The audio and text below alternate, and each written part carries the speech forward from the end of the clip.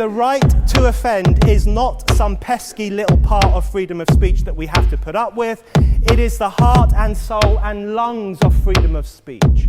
It is the coursing lifeblood of human progress. It is the instigator of liberty and modernity and science and understanding.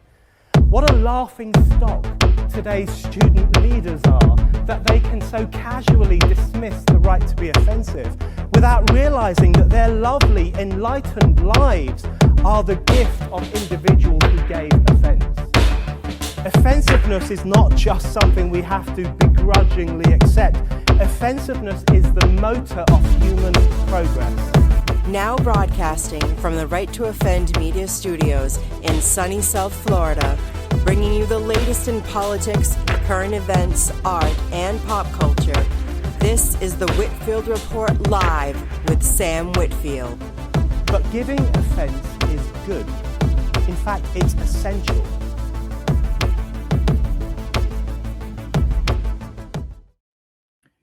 You know, that speech from Brennan O'Neill there, I've actually sent that around to a few people because it's a really good speech, actually. You know, Like, Sam, I was just, as that was playing, thinking to myself, I saw something this week that reminded me of that, and I'm going to have to bring it up and show you. Did you see the thing, Mr. Bean, the comedian?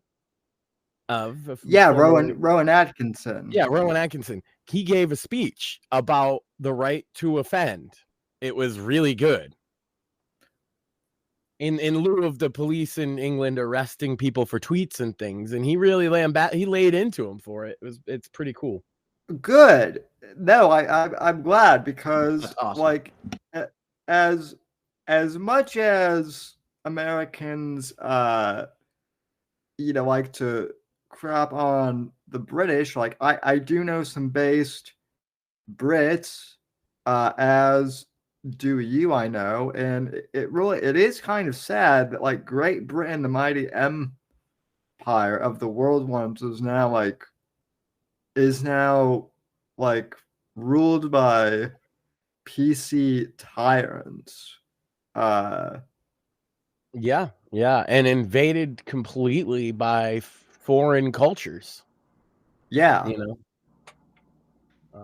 but yeah, it'd be a hop, skip, and a jump here to try all this stuff with us too. Yeah. Well, we've already got one crazy lady who's and her apparatus is trying their damnedest to do all that here.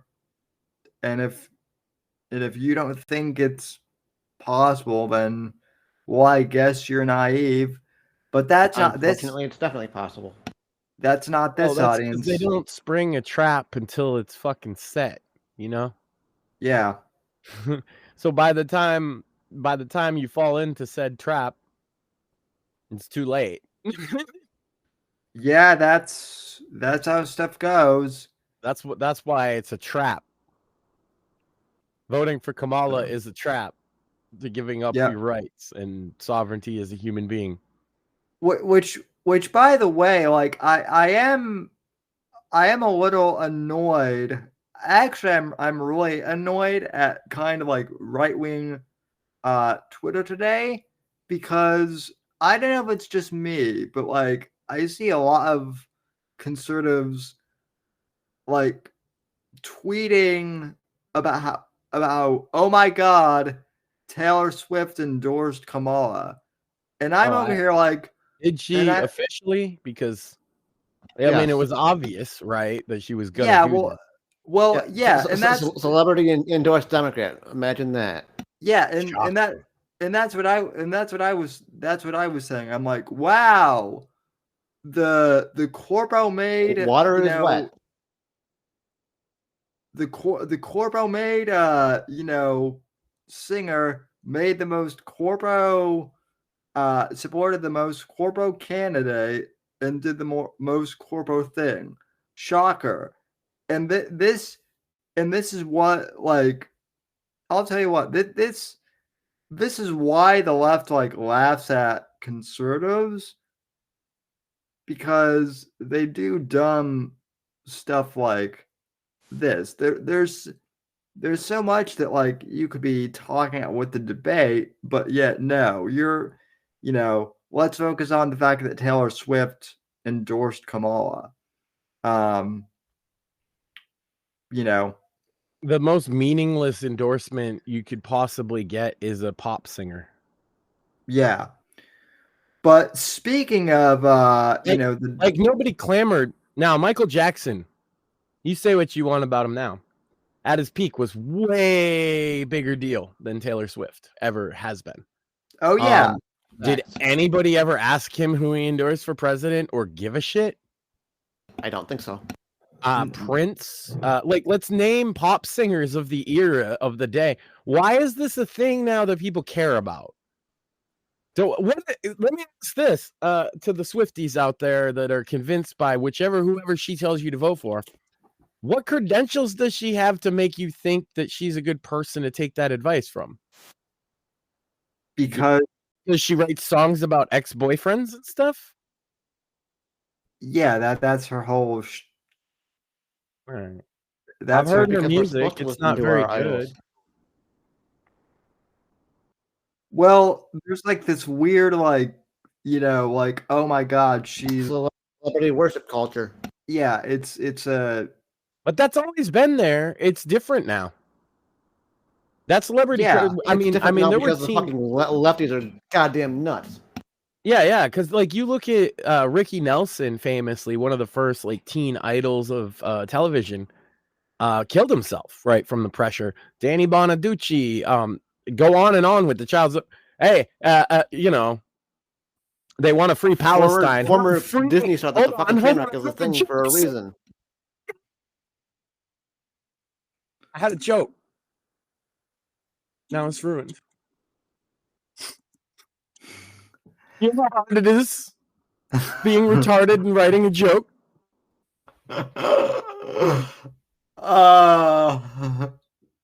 Sorry, Sam. Go on. Listen, I just want to make sure that Maxine isn't gonna like throw.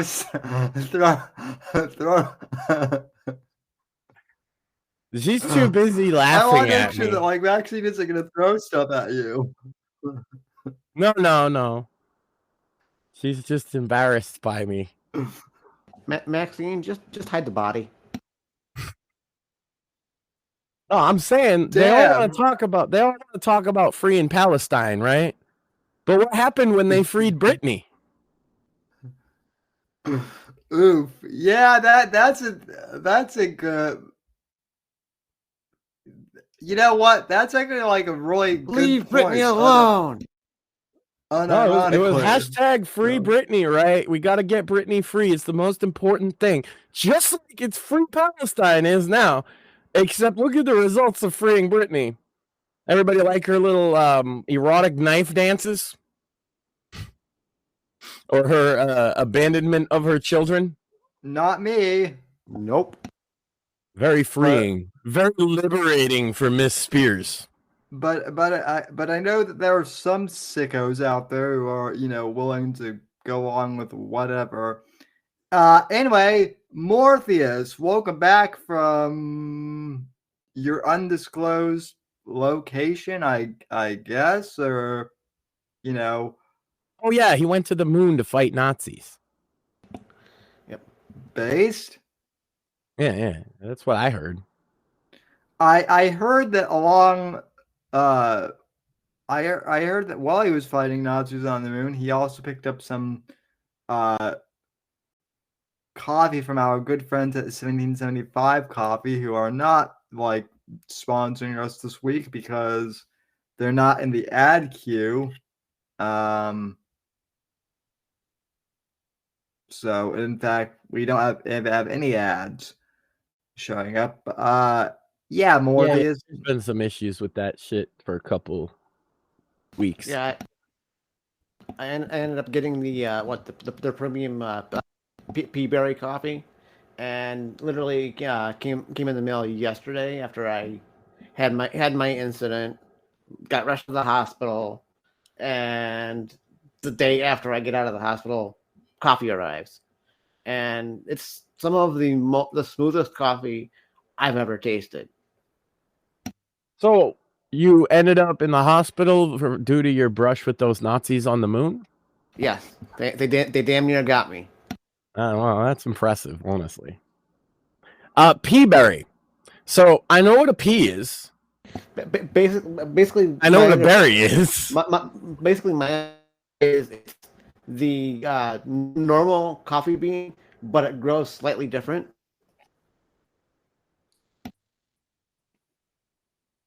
And it results in a different flavor, different aromas. It's pretty fantastic, honestly. Fair enough. It's a pretty funny name. Yeah, well, absolutely. And if you drink coffee for the acidic, harsh taste, you're not gonna like it because there is absolute zero acidity to this coffee. Well, here next, it's gonna be the new flavor will be Pooh Berry, and we'll be getting that soon. And that's really acidic and kind of stinky. The most acidic. Okay, then that was actually good. That was actually good. That was a good one, Max. I'm not gonna lie. No, though, I actually like.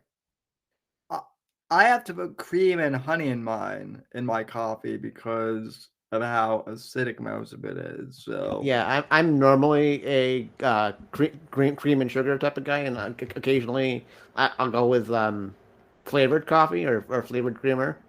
And literally, I haven't. The last time I drank black coffee was early more with my grandpa, literally spoon feeding me coffee in my early, probably like before my even teens.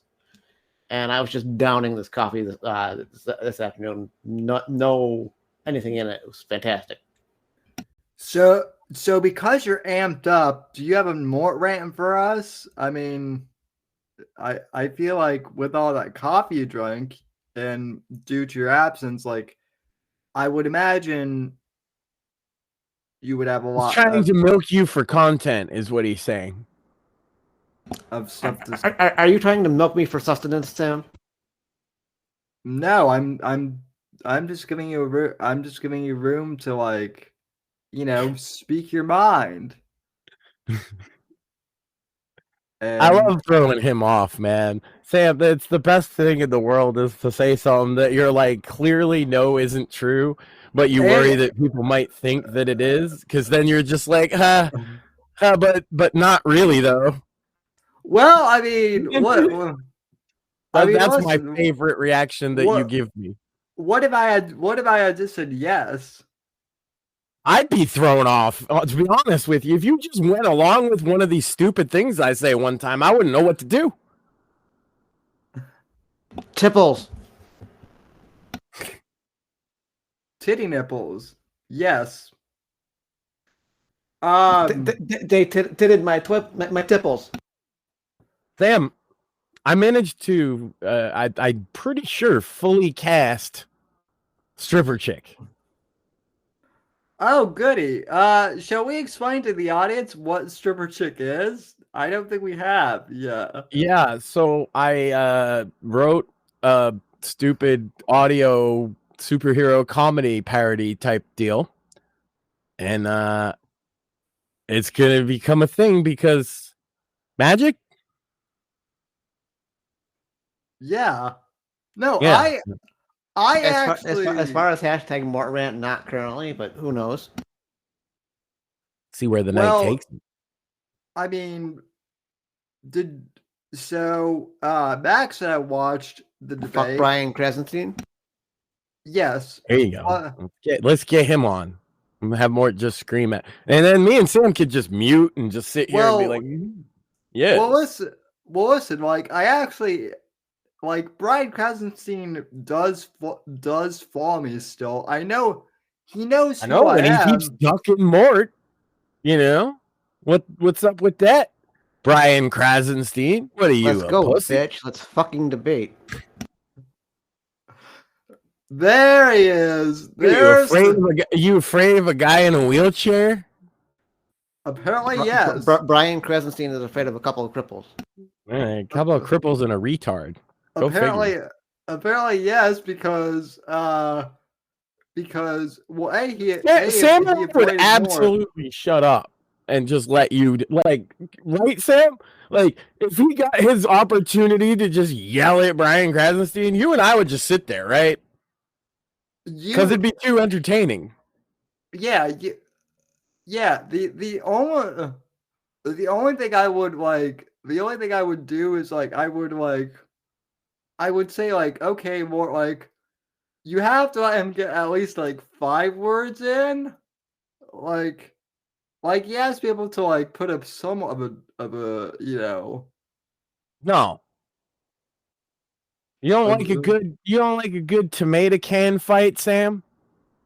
Well, I mean, like, look, that's an old boxing term for the audience. A tomato can, it's like a jobber in wrestling, right? Is a guy that's like, except they're not paying him to lose like in wrestling, but he's gonna lose because the other guy is way better than him, and it's just to show off to the crowd that guy's the star. That's what it would be, is a tomato can fight. At least, it'll be fun to watch. Well, the Krasensteins, I feel like, are just jobbers on X in general. Like, they're jobbers at life. Have you seen like their actual history? No, because you remember when they had to pretend to be their mom to be on Twitter? You remember that, Sam? No, I actually don't know. I actually don't know much about their history. I literally know. Yeah, they got banned on Twitter back in like I think it was 2015, and they created an account that was supposedly their mom so that they could use Twitter. And they were that account was one of Trump's biggest like reply guy accounts. It was supposedly the Krasenstein's mom, but it was just them. That's what they're famous for, is they reply guide to every tweet Trump ever made. And then when they got banned, they had to make mommies had to make them an account so they could keep being reply guys. Imagine being that much of a loser, Sam. If my account ever gets banned from Twitter, I'm done with Twitter. I'm not making another account. Well, they didn't. They had mom do it. That's a bitch move. Fucking pussies. Mommy will bail them out. See, and like I only know who they were because like literally well, you were there, Max. So like at the time, friend of the show, Genius Anus, like got into like a hangout space with them and was actually like talking to them. And so like just out of curiosity, like I clicked on that space and like then I was like super curious and talked to them, and like Brian actually at the time like was fairly distant to me, and everyone, like I think even you, Max, basically said nice like to you, Sam. Like, holy shit. I think you said something like, Sam, you basically went into the equipment like saying it had like a polite conversation with him or something like that. So oh, and don't get me wrong, it would be a polite conversation on the show, but I'd fucking destroy the piece of shit. Well, I imagine how that would go is like he would. I imagine in all seriousness that he would actually like come up with an excuse to like leave or something like that if he had to debate. If he had to debate you, because they can't actually like they can't even engage in good faith. Yeah, well, they can't even answer simple questions like, why did you touch all those children? No, sorry, never mind. Go ahead. No, like what, like, you know, one of the things that he tweeted out this morning was, why is it a shit policy when Trump says it, but as soon as fucking Kamala fucking steals it, it's fucking greatest thing since sliced bread. Yeah, I suffer for my art. Did she throw something at you? Yeah, right between the eyes. It was a Lego. Oh, well, like At least you those. didn't step on it. Look. I'm used to being heckled, right? People just don't understand comedy. Okay. A fucking Lego down, Maxine? Come on, that's a little The harsh. worst part isn't getting it thrown at you. The worst part is stepping on it later. Oh God, that is true. So or crawling on one accidentally. I As I've actually, done. besides me being, stupid, oh no, I closed it. Never mind. Forget I said anything, Sam. I was gonna say I Well, got that link that I was talking about with the Rowan Atkinson speech, but I closed it. So give me a second on that. well, I mean, so like I guess my thing is like more this There you go. I got it. you were not on the panel last night, but like from your tweets, it looked like you watched the debate, and so like I don't know, what were your thoughts on last night? These fucking Democrats are really, really committing to this equity over fucking equality bullshit. It's pissing me off. Right. Well, we all have to end up at the same place, obviously. Okay, Yeah. then all of these Democrats need to shut the fuck up, put on their big boy and big girl plans, and end up in that place before we do. Put up or shut up. Well, like what I want to know is like who are all these undecided voters that they bring up, because like The illegals that Liars. they're in. They're like, I can be on TV. Yeah, I'm undecided as fuck. yeah. Well, like those are Like the I say, people. I said last night, and I stand by it. The Kamala people I've seen all day have been blowing smoke up her ass. Girlfriend, she done won. And all the Trump people are like, oh, he kicked her ass. I don't think it changed any votes, just like I said. I don't think anybody was going to be like, Does it ever? yeah, I don't think anybody was going to be like, oh, she said that January 6th was worse than September 11th in Pearl Harbor. I'm voting for her now. Likewise, I don't think anybody was like, oh, wow, I'm going to vote for Trump now, even though I've hated him for the last 10 years or whatever. Well, I think the other thing too is like everyone's been talking like how biased ABC was, but like that's not shocking That's par at for the all. goddamn course.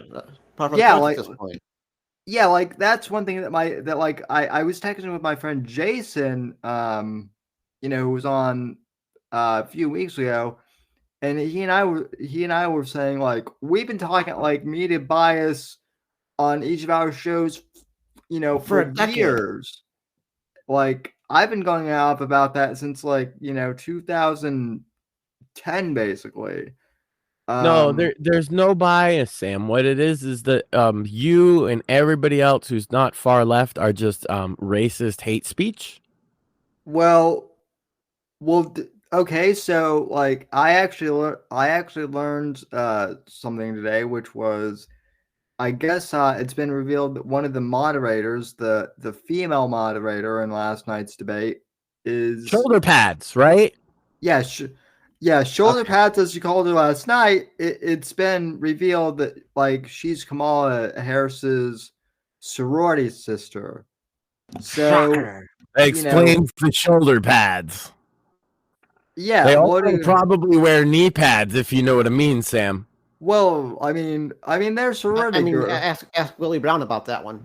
Yeah, well, I mean, they're both sorority girls, so like clearly that's Speaking like of which, did we ever get an answer? Last night's question was who could suck more dick in a competition, Taylor Swift or Kamala Harris? Did we ever come to a conclusion there? I mean, like we have Morpheus here now, so I would say Kamala, but like, Well, that's I feel like Kamala would be more efficient with her time with the dick Kamala sucking. would be more efficient, but I'm sure good brother Max would agree with me. There's a little bit of a history with musicians and casting couches and all this other happy shit. So I'm yeah. gonna go with T Oh Swift. yeah. T Okay, Swift is well a there whore, you have it, period. End of ladies and story. gentlemen. Taylor Swift can in fact suck more dick than Kamala Harris. Breaking news on the Whitfield Report. Okay, now who would you rather, Kamala Harris or Taylor Swift? I'd rather be a monk. That's I'm a married man, so neither. okay. That's a good choice. I would say probably Taylor Swift. If I have to I mean, choose, oh I'm wow. going Taylor Swift. I'm sure that but was a difficult choice for you, Sam. I'm sure you had to think really hard about that. No. I mean, I would. If I can choose a third option, I'm going voluntarily celibate. I don't want to catch anything. Fair enough. if I could choose a third option, I'd rather go back to my ex who looked like Taylor Swift, and got mad at me because I never listened to any of her music. But that's another story for another time. She makes music. I've you got were this famous for relationship breaking up guys. with Rosie every couple of days. So, well, I mean that's Taylor Swift's like main thing is breaking up with guys. So, Oh, her side thing's music. yeah. Yes. All right, that's cool. She does the main thing, break up with guys, to facilitate the side thing. Gotcha. So she's a gold digging whore, is what you're saying, Sam. Yes. Yes. Okay. Cool. Taylor Swift, not dick sucking contest against Kamala Harris, but confirmed as a gold digging whore as well. Breaking here on the Whitfield Report Live. Yeah, I mean, I'm not sure how breaking that is. Anyone who knows anything knows that that's We've true. confirmed it. That the suspicions have been around for years. But we've confirmed Pretty it. sure those have been around since what 2010 ish. Kanye never should have let her finish. I'm saying. Kanye, like him or not, actually has talent over Taylor Swift. Probably. Was he good at checkers? I mean, he's a really good knitter. Yes. I mean, he's probably better than her at that. He's the most successful proponent of anti-Semitic views I've ever seen. That's a talent. Yeah. And then he watched like a Jonah Goldberg movie or whatever and was like, sorry about that, Jews. My bad. You guys are funny. Isn't it? Yeah. No, actually, that is a good point. He's the only guy I know who actually has been able to come back from somehow being anti-Semitic. So, and now he said Hitler was a great person, and then he watched 21 Jump Street or one of them fucking terrible movies, and he's like, the Jewish guy's pretty funny. What's wrong about them? Yeah, and that's the most disappointing thing is that it wasn't one of the good Jewish movies Mel Brooks or something like that. It was It was Just Jonah Hill. trash. Yeah, Jonah Hill. That's what it was. Jonah Hill. It's just a trash throwaway movie that nobody else has ever given a shit about. And Kanye's like, man, this has changed my whole perspective on life. It's totally not the bipolar disorder. Okay, Max. I actually did think about this a little bit, but like, hear me out. What if we got Kanye West and Dave? You're Dave Grady. What if we got them together and just like filmed Dave, the hijinks? but Dave's not a gay fish.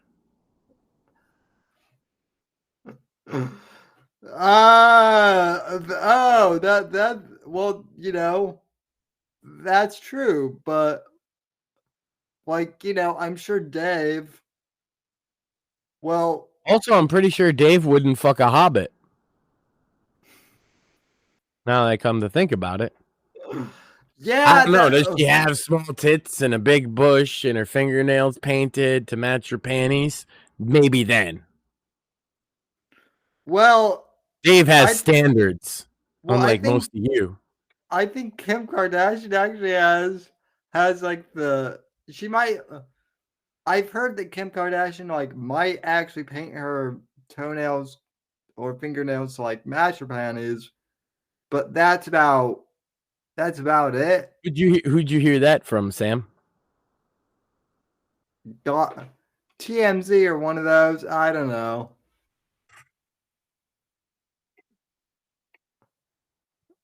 Who knows? That's why I was asking. So, but yeah, I sent that link on Twitter if you wanted to watch that. It's almost a good companion piece to the Brendan O'Neill speech in a way. We might as well watch that since, like, you know, like I meant final thought on the debate, Sam, is I imagine the polling's probably not going to change all that much. Yeah. I mean, does this debate even matter? Probably not. Like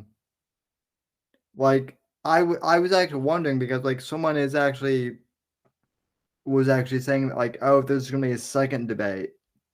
Why? There was supposed to be 3. Joe agreed to 3.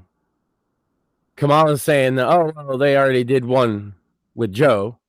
Well, but that's not the same.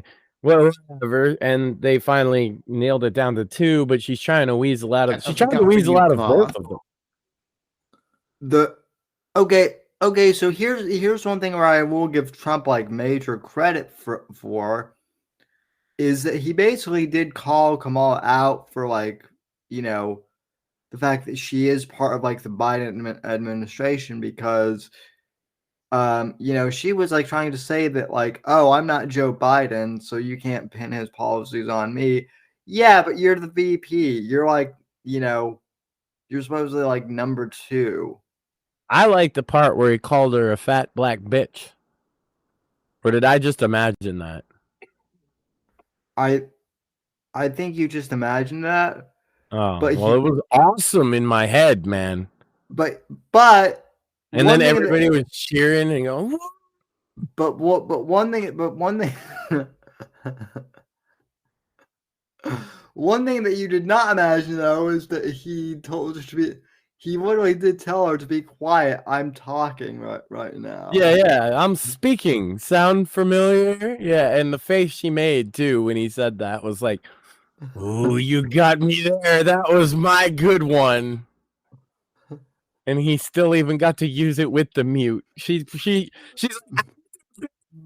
strategy because of the muted microphones, and he managed to squeak it in. That was good stuff. I will say this, like if you're not heavily invested in Trump or Kamala, I don't even know if you would notice something like that. You know what I mean?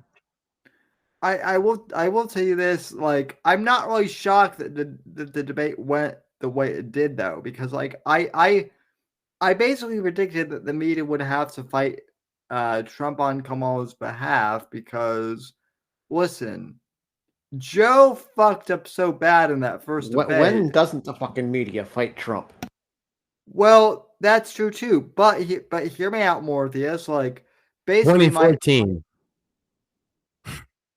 Yeah, 2014 or beyond, like prior to then, basically. But anyway, no, my debate prediction basically came true. I had said that, like, after the Biden debate, I had said that if there's like another one, whether it be Biden or Kamala, the media is basically going to run interference for the candidate and just debate Trump because they have to, so that they don't look like, I mean, the CNN debate was like, that was embarrassing for the Democrats. Yeah, So he should moon them. he might as well. Yeah, like I would. That's about they show their ass every time they cover them. You might as well show them yours. No, I'm serious. That would actually be like, That would be some rock star shit. Like he just mooned CNN. He got shot, Sam. He might as well, like, he's got fuck you money. He got shot. He might as well just moon somebody. yeah. That's like, that's some bucket list shit right there. Like, be one of the most famous people in the world and then moon a journalist. I love how they're trying to like memory hold the fact that he almost got assassinated. Max. In fact, chat, audience, listeners, later on, we need to normalize mooning the media. Okay, we need to bring mooning journalists into fashion. Don't give them a statement. Don't troll them. Just show them your ass.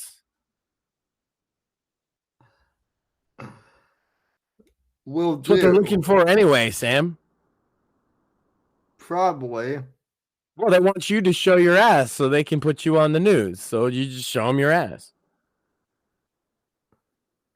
Well, no one, The only problem is so many of them are LGBTQ plus ANPLMNO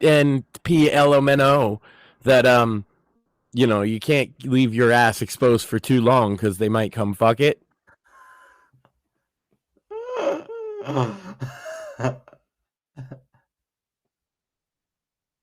But that's the risk you run. That is all true. So the risk you run when you're trying to, really, really stick it to the media is that they might come fuck you in the ass. Like, look, journalists are scum. They can't help themselves from doing shit like that, right? They see a body, they have to run right over to the body and take a picture. They see an ass exposed, they have to go run right over and stick their dick in it. They can't. They're not like humans, like you and I, Sam. Journalists are actually more like insects, and they run on instinct. Did you know this? They actually have a thorax. Yes. I do. Yeah, they have a thorax. Did you know that? Journalist. That's how you can tell they're going to grow up to be a journalist. If a kid's born with a thorax, he's going to be a journalist. Yeah, well, they also because they actually originally hail from the planet of Journalistia. I'm surprised you didn't know this, Sam. You're a well-versed guy. Listen, I mean, I'm well-versed, but like, clearly I can't know all of the lore, so tell me more about like Journalistia. I do know that it's a whole planet full of them, right? And all they do is cover each other all day. And so you can see how that would get really boring and annoying, them just following each other. So they set out in the universe, right, to find a home planet where they could cover another species. And eventually they found us here on Earth. And they kind of like had to mutate their DNA to kind of look like us. But I'm telling you, you'll see the thorax. That's why you don't see journalists without a shirt on. Well, I mean, I might be the one journalist who has gone shirtless before. You're not a journalist. You do opinion. Yes, I've and seen you don't have a thorax. No, I You're actually, from Good Earth. no, I actually have. Sam barely has a midsection.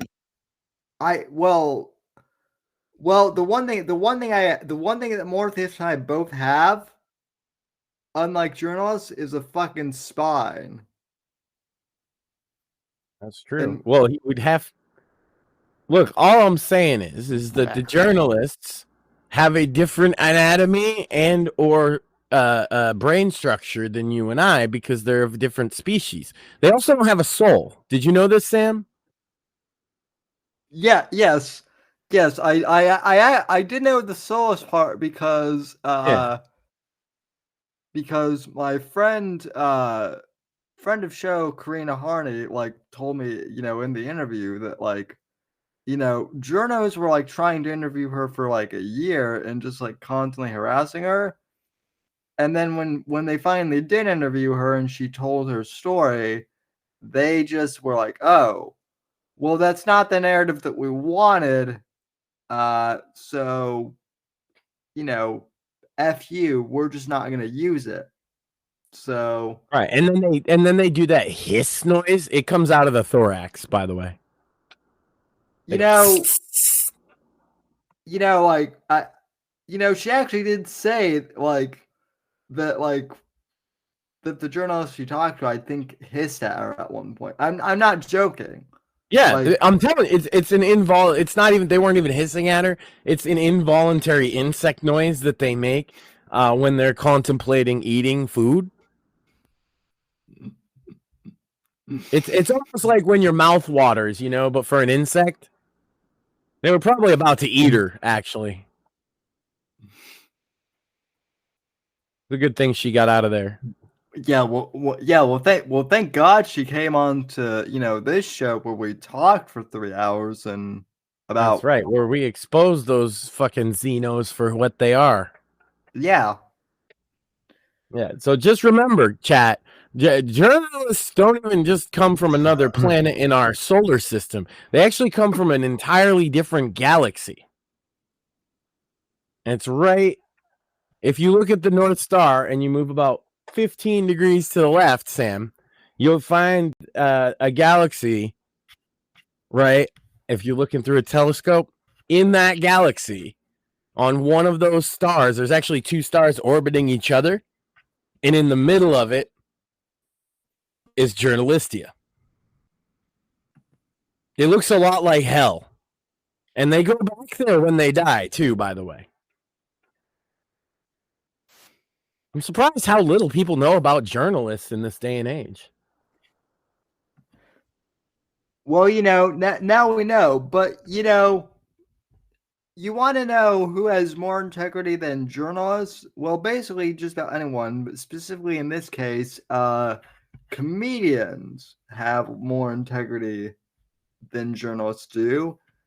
And to illustrate this point, we have a speech from Mr. Rowan Atkinson as I was wondering how long you were going to let me go on disparaging journalists as being extraterrestrials and saying insane shit before you played the video. The answer was about 7 minutes. Forever. Well, yeah. It was a perfect. It was a perfect segue. So Rowan Atkinson has way more integrity than journalists, and I've not watched this. He's also from outer space, but it's a whole different story. I won't get into it. Yeah, well, let's see what he has to say. So, comes to the consideration of any issue relating to free speech, is my passionate belief that the second most precious thing in life is the right to express yourself freely. The most precious thing in life, I think, is food in your mouth. And the third most precious is a roof over your head.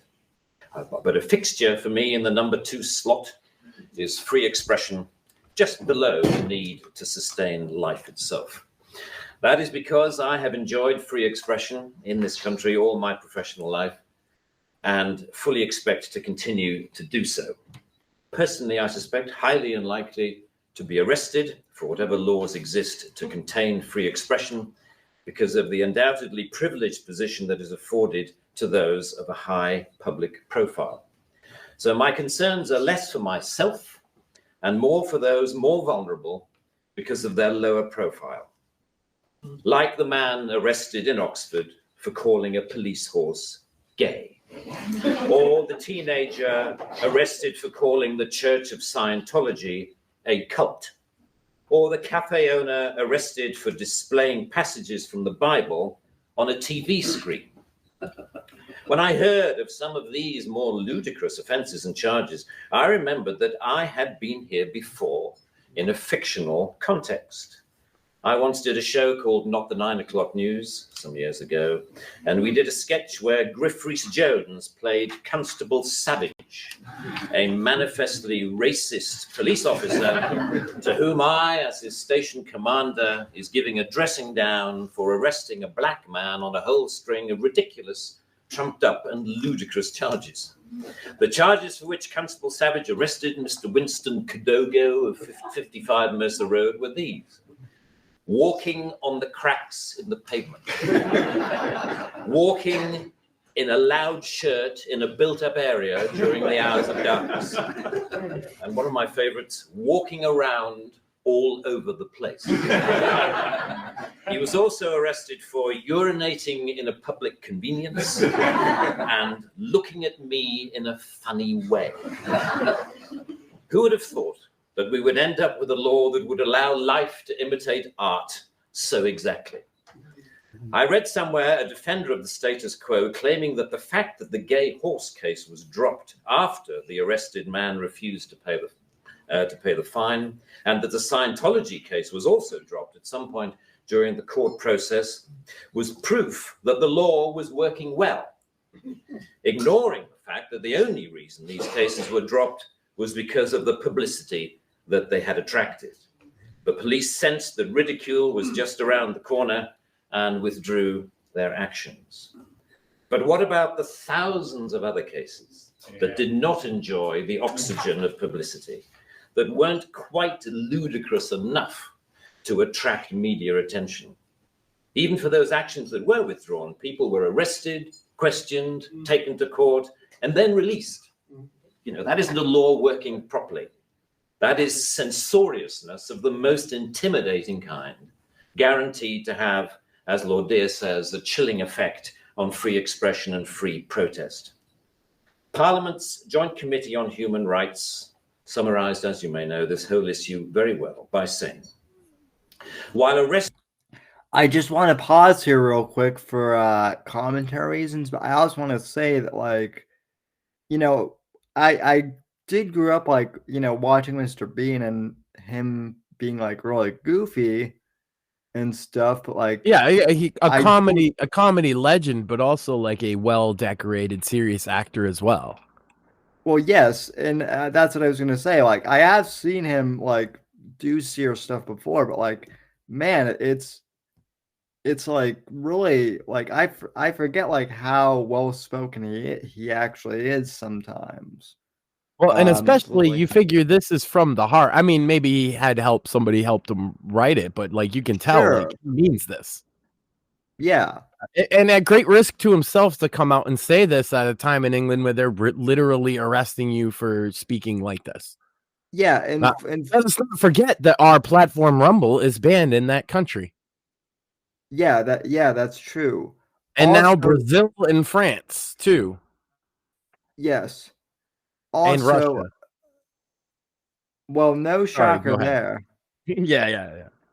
Also, I just want to point out before I keep on playing this, for those who are not watching this, who are listening on audio only, there's a sign that says he's standing between two signs that say feel free to insult me.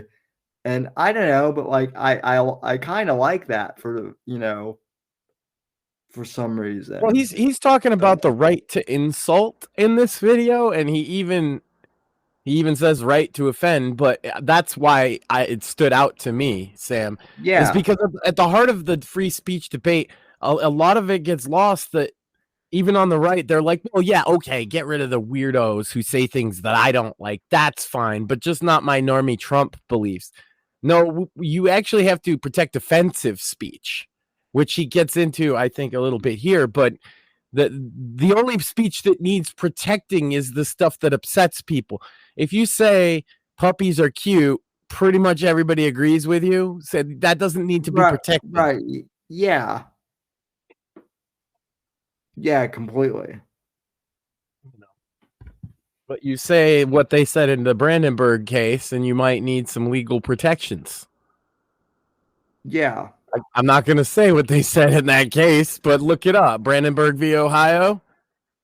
It was decided you're allowed to say stuff like that, Sam. I'm just not going to say it on the show. Right. Yeah. No, I know exactly what you're talking about. So I wouldn't, and I would encourage the audience to look that up on their own time. Yeah, too. it shows you how far you can actually go with free speech in this country. But in his country right now, there's 11-year-olds getting arrested for tweets facing 3 years in prison.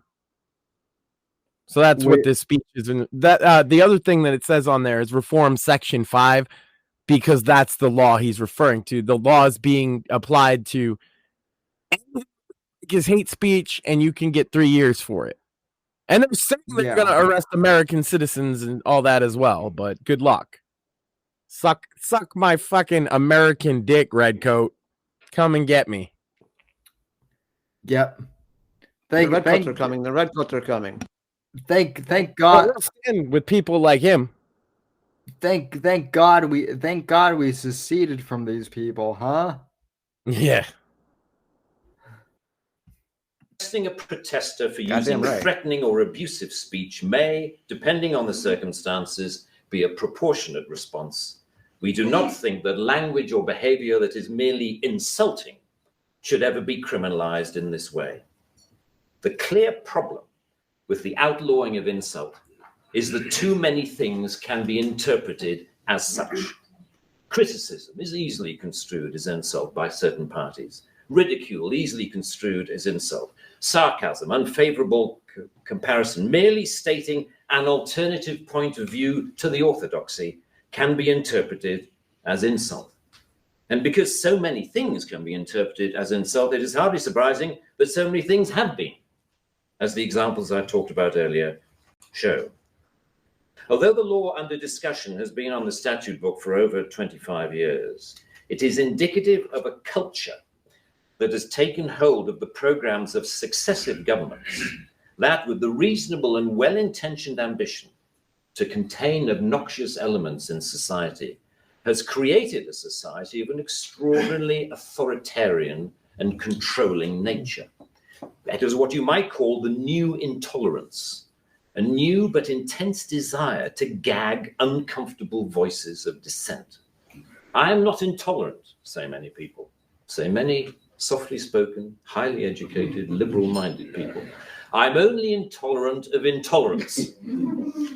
And people tend to nod sagely and say, oh, yes, wise words, wise words. And yet, if you think about this supposedly inarguable statement for longer than 5 seconds, you realize that all it is advocating is the replacement of one kind of intolerance with another, which to me doesn't represent any kind of progress at all. Underlying prejudices, injustices, or resentments are not addressed by arresting people.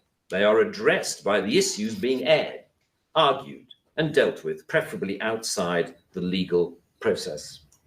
For me, the best way to increase society's resistance to insulting or offensive speech is to allow a lot more of it. As with childhood diseases, you can better resist those germs to which you have been exposed.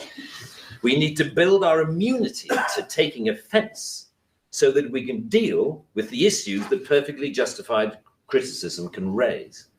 Our priority should be to deal with the message, not the messenger. As President Obama said in an address to the United Nations only a month or so ago, laudable efforts to restrict speech can become a tool to silence critics or oppress minorities. The strongest weapon against hateful speech is not repression, it is more speech. And that's the essence of my thesis, more speech. If we want a robust society, we need more robust dialogue, and that must include the right to insult or to offend. And even if, as Lord Dear says, the freedom to be inoffensive is no freedom at all. The repeal of this word in this clause will be only a small step, but it will, I hope, be a critical one in what should be a longer-term project to pause and slowly rewind the creeping culture of censoriousness. It is a small skirmish in the battle, in my opinion, to deal with what Sir Salman Rushdie refers to as the outrage industry.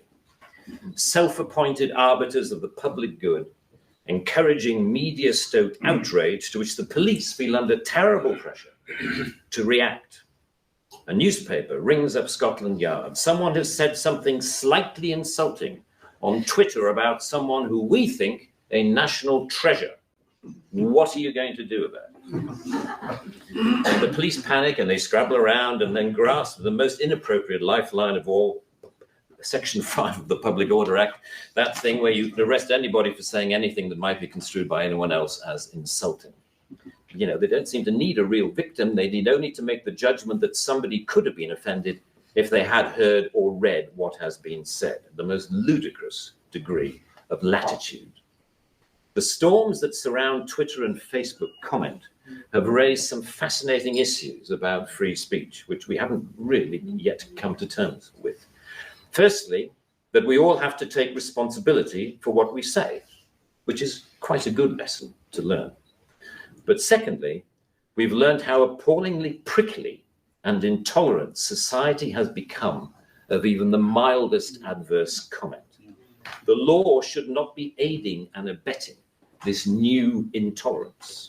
Free speech can only suffer if the law prevents us from dealing with its consequences. I offer my wholehearted support to the Reform Section 5 campaign. Thank you very much. For more great content, like, subscribe, and hit the notification bell. Okay, so I don't know much British law, but it seems to me like that whole entire law should just be banned outright, maybe. Yeah, but they don't have any guarantee of free speech. They don't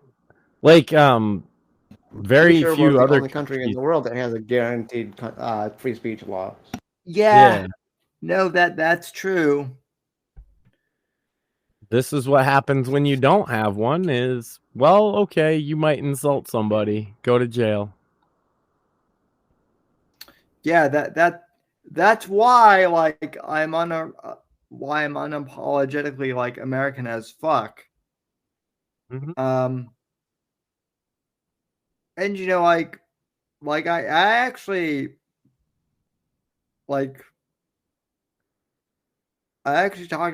I actually someone once asked me a few years ago if it ever hurt my feelings if someone made fun of me for being in a wheelchair. It was specific in regards to the whole merge thing. Hey Sam, you're in a wheelchair. I had no idea. Yeah, I know. I don't understand why that would seem like a good idea. Just hey Sam, your legs don't work. Now I'm getting shit thrown at me again. So it must have been a good joke. Hey Mort, you stutter sometimes, and I know you are, but what am I? Yeah, see there you go. It's I'm okay, well, does it hurt your feelings? Are you really upset that people were nice to you and then are no longer nice to you anymore? Well, it shouldn't matter. You get ripped by August, right? Hey, well, I could say that it's September, and like I'm actually like, granted, it's not like full time, but like I can actually walk. Like I've actually probably taken more steps than Mersh has Oh my at this God, point Shmuley was right again. in physical therapy. No. I will own it this time. Like I can I can walk in physical therapy You with the heard it here, assistance. chat. Sam admits it. But can you walk when not drunk? Well, probably better than Mersh can. Yeah, but you'll probably not be as drunk Yeah, because it's Mersh. yeah, I don't think you can drink that much. I'm pretty sure that's more than you weigh. yeah. Well, that's true. I could never drink that much. I die of alcohol poisoning. But even so, like I'm pretty sure if I were super snoggered, I could still walk better than he could. Because let's face it, like having cerebral palsy, I do kind of have the gait of a drunk man. That's And it. You like, should challenge him to a 20 pace walk race. you know what? He would. I think he could be. My mom's looking at me like I'm the devil right now. I think he could beat Mersh in 20 steps. Which one could get to the finish line first? I think it's Sam. You know what? I would automatically win that fight because he would do exactly what he did with Baked Alaska and say, "Sam, this is Tampa," and then just like waddle away. So Yeah, something like that. I think he'd like, run out of breath. That's 20 whole steps. yeah, You know His how hard COPD would 20 kick in. steps is, Sam? For a guy like Mersh, he might have a stroke. I mean, 25 steps is hard for me, but like I can still do it. That's why I But figured 20 steps. I wasn't even thinking about you. I'm thinking like, what's the most Mersh could reasonably do? It wasn't that I was like, what's the most Sam could reasonably do? It's trying to equalize here. We're gonna make it a fair race. yeah, You got to give him a handicap. well, it'll never be a fair fight because like I'm not because like if you think about it, I'm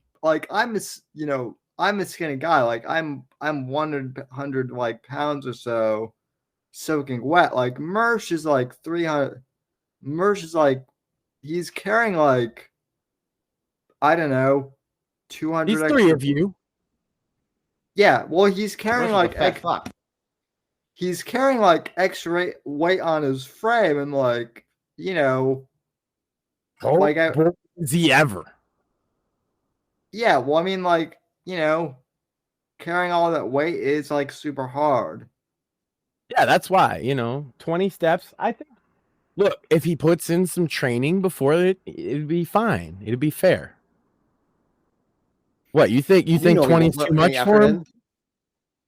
I mean, no, listen, I think What if we gave him a 5-step head start?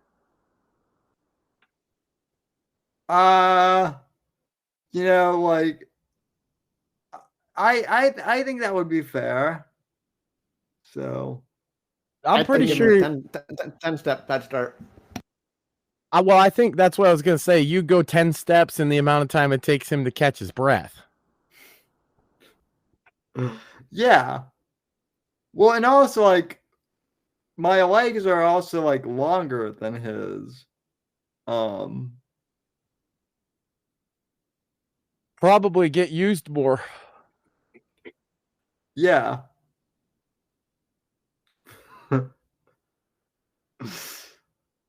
So Yeah, also like technically, if you think about it, like I'd actually work at like a disadvantage because, like, for all I know, like Mersh's joints should still be in good condition, but like even with a busted hip, I could probably still outwalk him.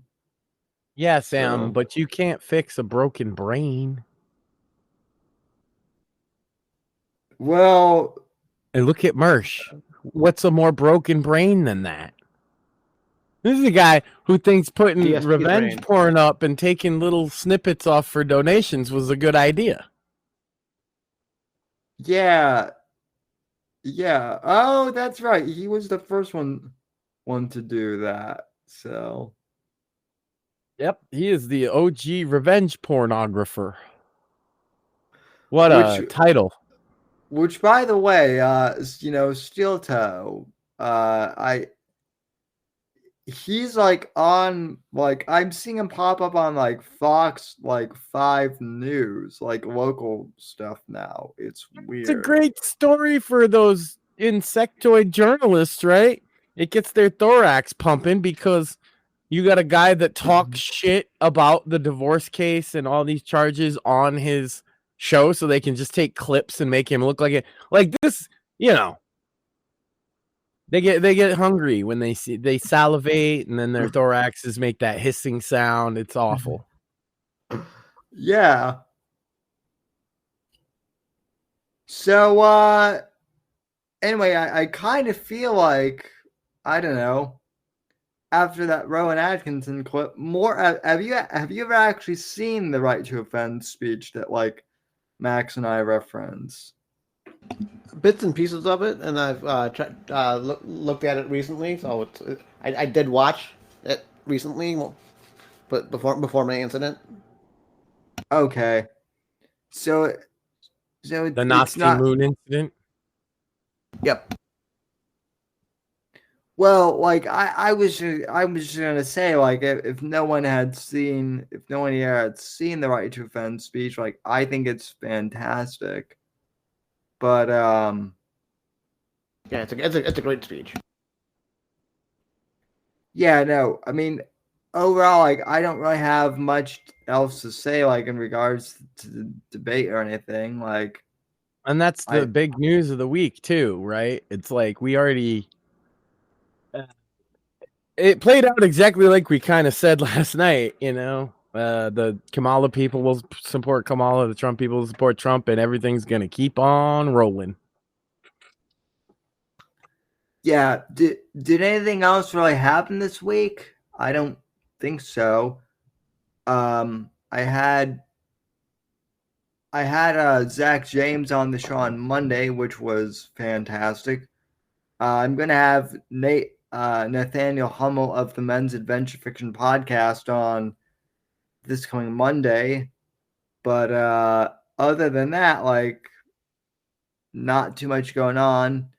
I might have a surprise tomorrow in the arena of books. But more that shirtless calendar that people have been asking about, Sam. Well, who knows? Damn, Max, you weren't supposed to spoil that for people. Now, this is why I can't tell you anything. My favorite is the firefight. What is that, June? When you do the firefighter one?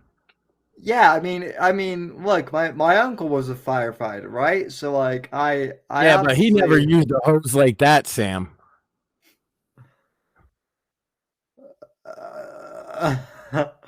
You know what? Like, I'm not.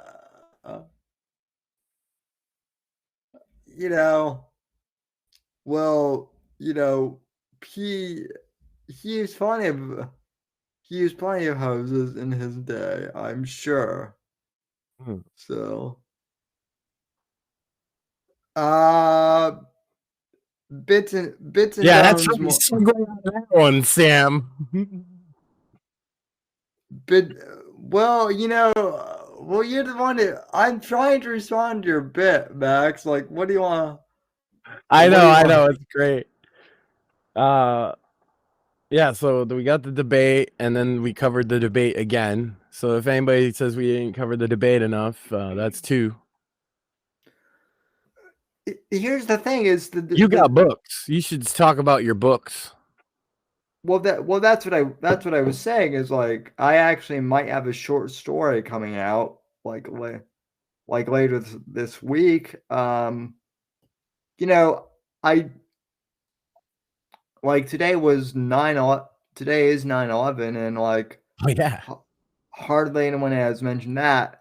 The only thing I will say is that like I think we reflect a lot on like what a tragedy 9/11 was, and it is a tragedy, but like I think this year I want to acknowledge like the first responders, and specifically like Andrew Nelson, friend of the show, who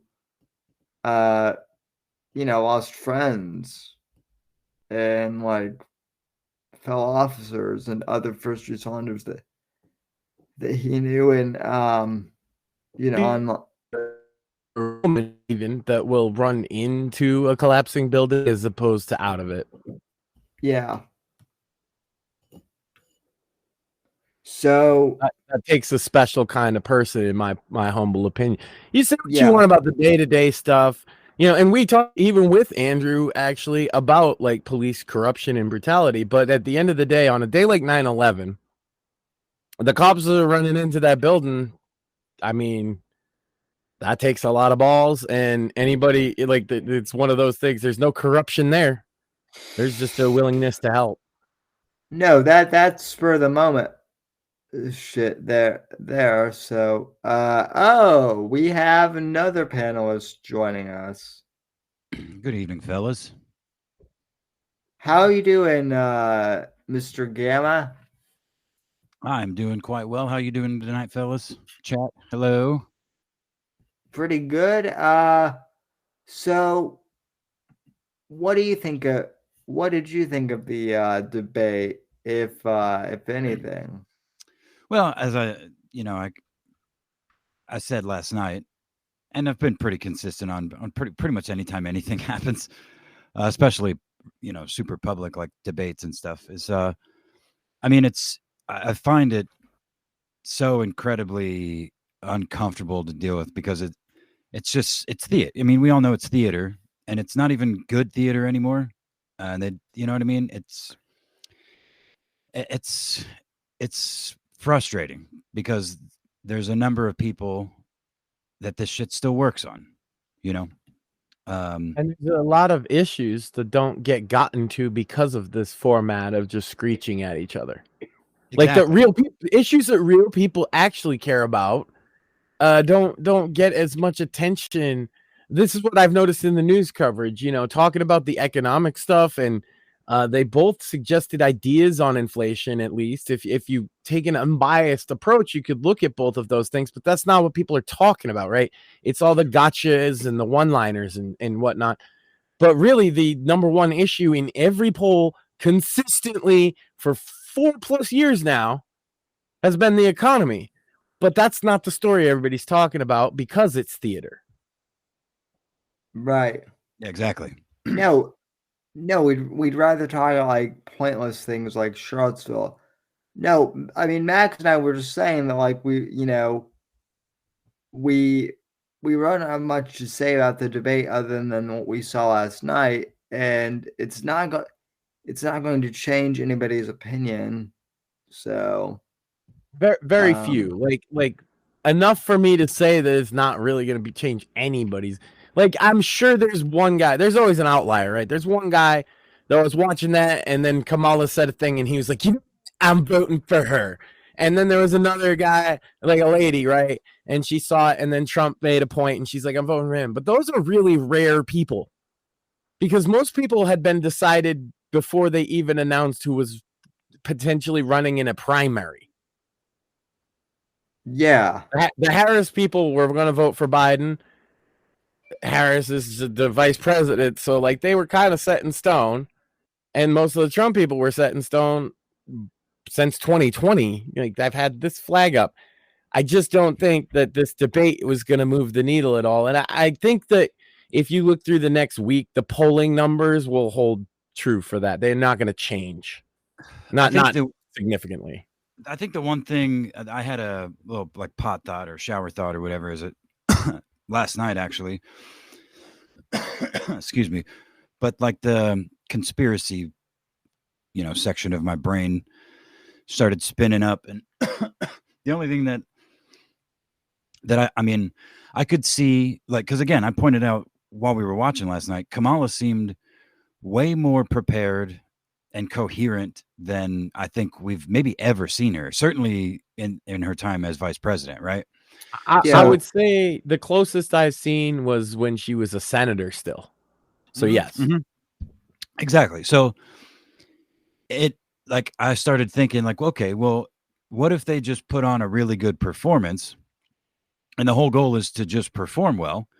That way, when they fuck with the numbers behind the scenes,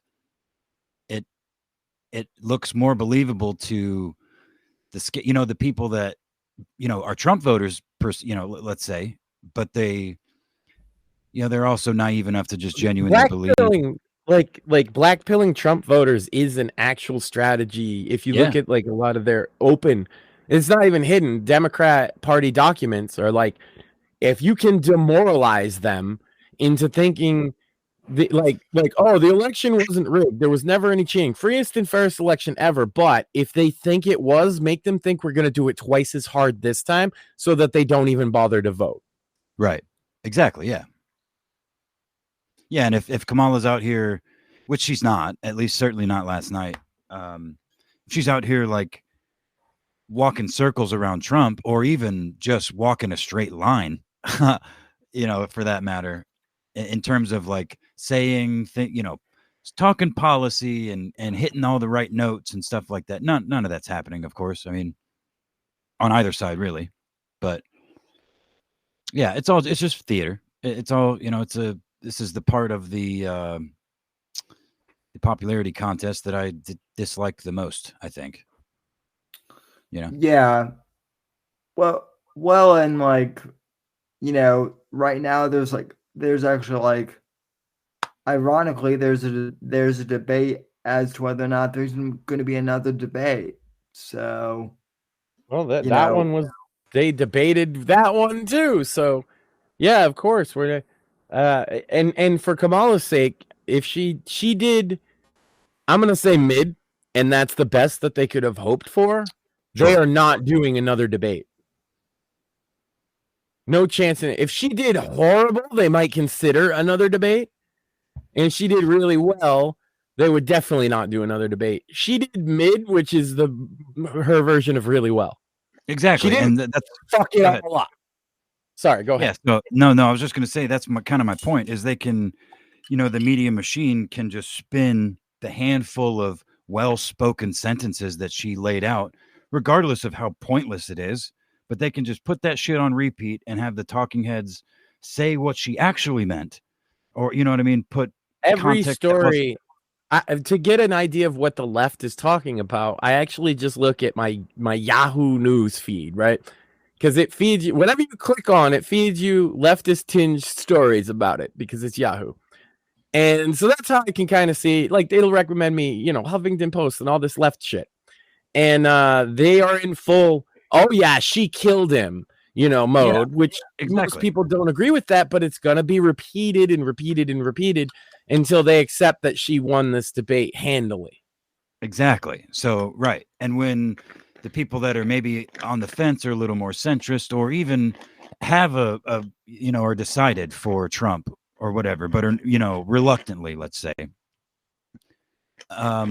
Or yeah, like you said, the weak Trump voter, the one that's like, you know what, if they see it spread all, you know what I mean? And on every fucking screen that they ever walk across or open up, in their own possession, it's, just talking about how hard Kamala's crushing. And yeah, it'll blackpill the fuck out of people that already didn't really believe in the process, but, think Trump is a reason to start, Which is why I say, if you plan on voting, don't get talked out of it. Just vote. understand that hey, the process might not be as fucking transparent as you'd like it.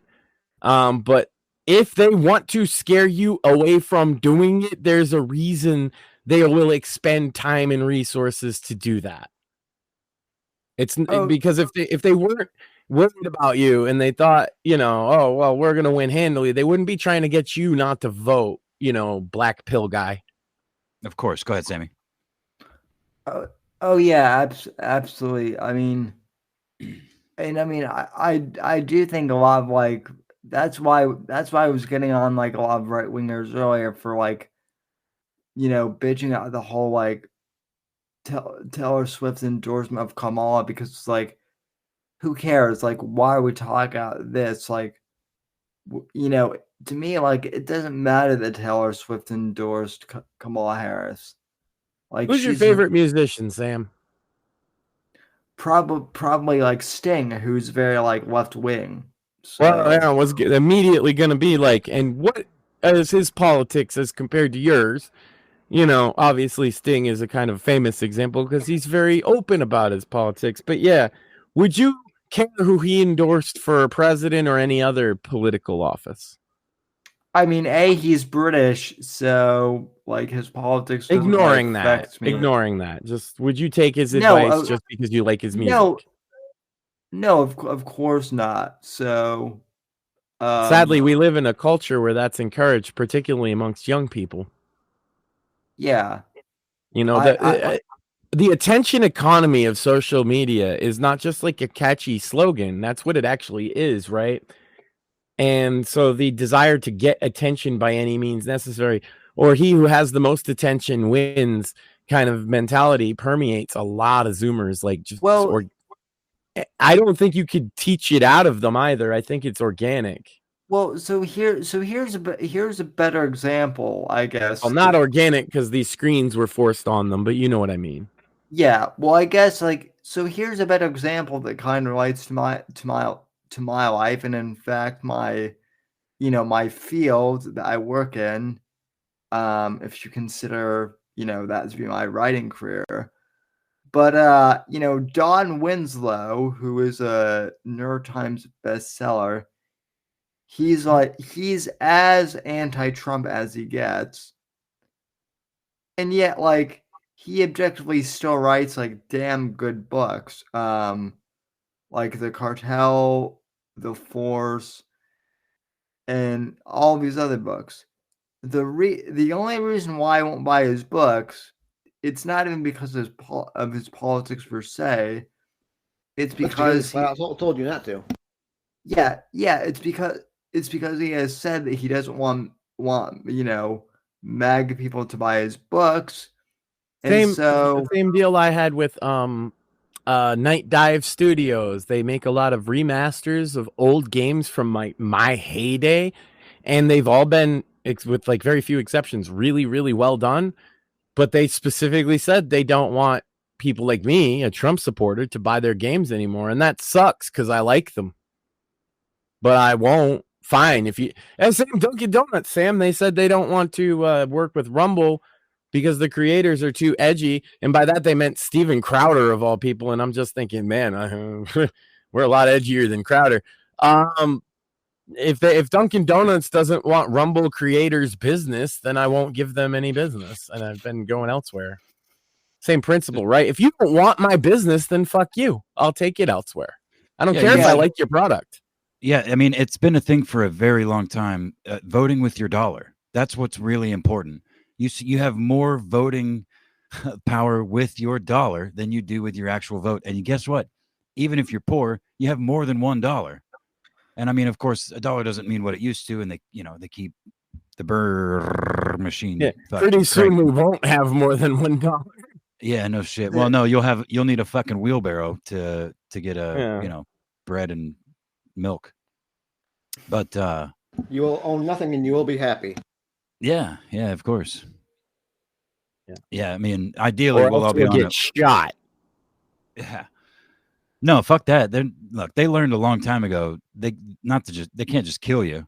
I mean, for the most extreme ne'er-do-wells, let's say, but yeah, for the rest of us sheep, they can stick us in a fucking windowless room for a little while and, stick some electrodes in our brain and, they can reprogram us to do whatever we want. And then it's free labor. Then we're a fucking, you know what I mean? A Clockwork Orange. Yeah. I mean, it's much like what prison has been since whatever article or whatever the fuck that is, where they made it legal to let prisoners work for literal pennies or whatever. I can't remember. It's an amendment or yep, which something. Which Kamal was all for, and also like kept prisoners.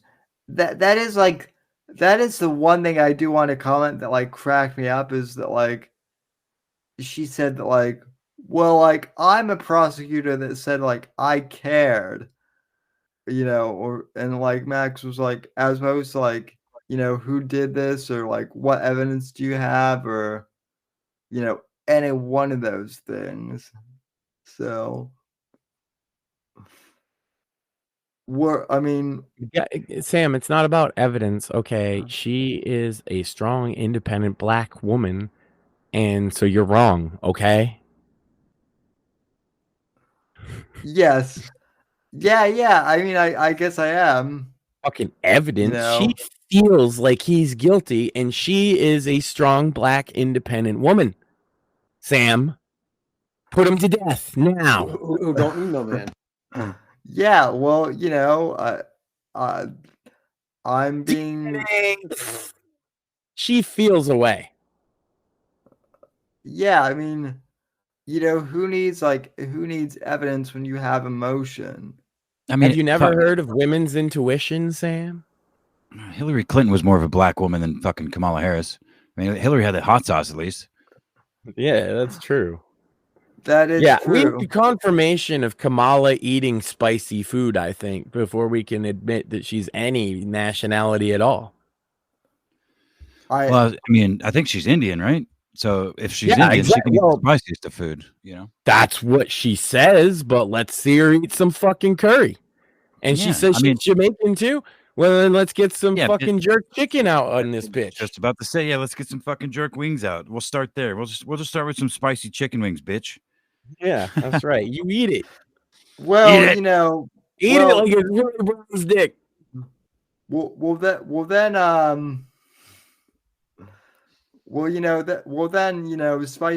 spicy foods might be on the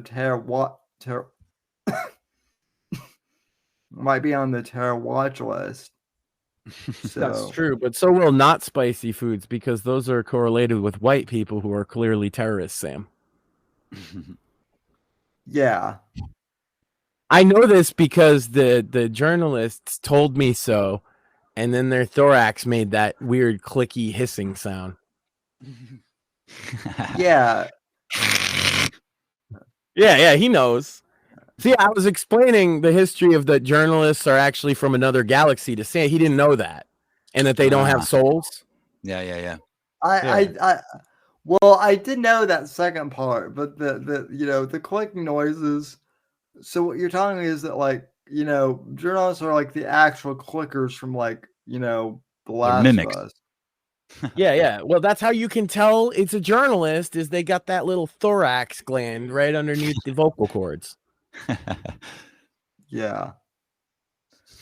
It's a reference, and I know it, but I can't pull it out of my brain for some reason. No, I'm just talking shit.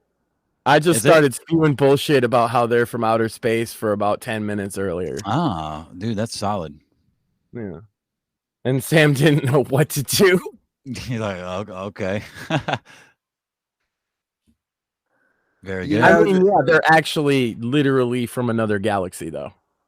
Yeah, well, with the way they're, listen, like I would actually find that believable with the way they report stuff these days, or don't rather. Well, the first thing I thought of was the movie Mimic. Wasn't it Mimic? Where they A, make clicking sounds, and B, mimic human beings, which is basically what journalists do. Yeah, the Mimic was the closest thing, certainly. Yeah. Yeah. They definitely do mimic human beings, those journalists. They're not good at it, but they try. Yeah, they try. Anyway, though, Morpheus, any plans Yes. for bits and bones? We're planning an episode for tomorrow, and over my week of crash, Concord decided to crash and burn, and it's been shut down. I know. Yeah, I which know. was Corey's hilarious. gonna be happy because the director of Payday 3 just stepped down for Yep, putting we out a talked about shitty that game. too. I'm sure he'll So- have a lot to Yep, say about it. tomorrow evening at 9 p.m. EST. So, hey, like Mort was in the hospital, but at least he's not on life support, unlike the gaming industry. Sony especially, because they just So- also released their fucking PS5 Pro or whatever for like $1,000 or some shit, with no fucking games. Yeah. Oof. Yeah, There was and There was a minute I was toying with the idea of buying a PS5 before getting my PC built, and then I woke up. Yeah. I mean, on the bright side, you and I could have played games together, but you know, Well, on the PC, you should be able. There's a lot of cross-platform games now. You know. yeah, That's there what I've is. been telling him, but then he doesn't listen. You play mostly single player shit anyway, Sam. Yeah. Yeah. It would be fun to play some Helldivers with you, though. Although I don't even know if it's fun to play Helldivers. It's the one game. It's the whole reason I started building the fucking PC finally. But now You know it what appears I've been they've ruined playing? that game too. Unapologetically, I've been playing Call of Duty because it's in Game Pass, and I haven't played it since Black Ops 1. And I played the beta for Black Ops 6, and I had a shit ton of fun, and I do really well. Oh, that's awesome. Yeah. The new Black Ops? I mean,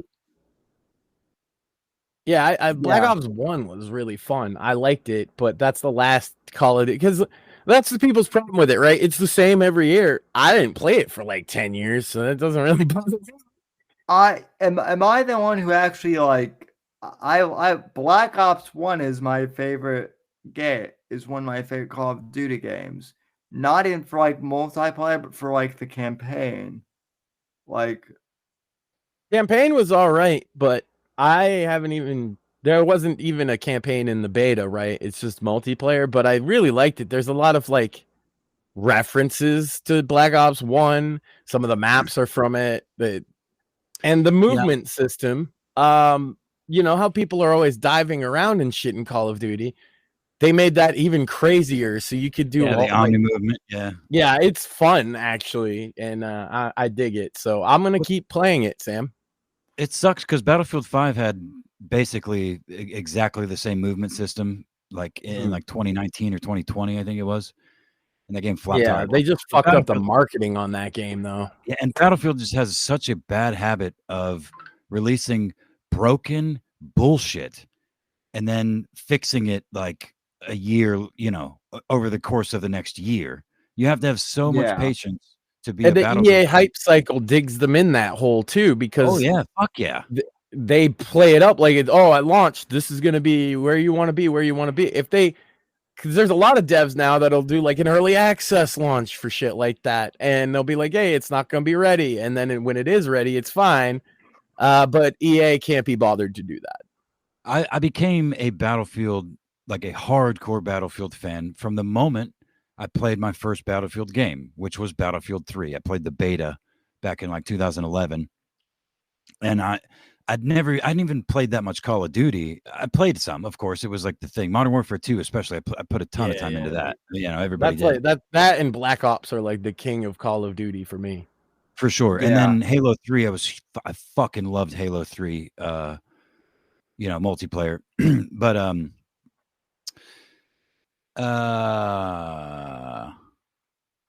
sorry, I forgot where I was going. What was I just talking about? I looked at my phone. Call of Duty, Battlefield. Oh, yeah, Battlefield. So Battlefield 3, right? That I put in like 1,200 hours on that game, and I had anyway. So when Battlefield 4 came out, I was obviously very stoked, and that game was notoriously broken from the jump. And I was such a huge fan. They got rid of a bunch of features that I loved and added some new shit that I thought was pointless. But whatever, I'll give it a chance. I'll say that after they did a whole bunch of patches, Battlefield 4 was fun, but it took a long time. It literally took over a year. Yeah. And it became ultimately one of the best entries in the franchise. But I never got to experience that because I bailed after like 6-7 months of trying. I felt like a playtester. I felt like an unpaid playtester. And when that realization hit me, I'm like, oh, fuck. That they've been doing this shit forever. I mean, they did it with Battlefield 3 as well, but I just was so fresh and was having so much fun. The constant weapon balances and weapon balances were changing dramatically and consistently and stuff like that. So yeah, I don't know. That's kind of what I like about the open beta for Black Ops 6. Is it got rid of a lot of the I've been playing last year's Modern Warfare 3-2, I guess.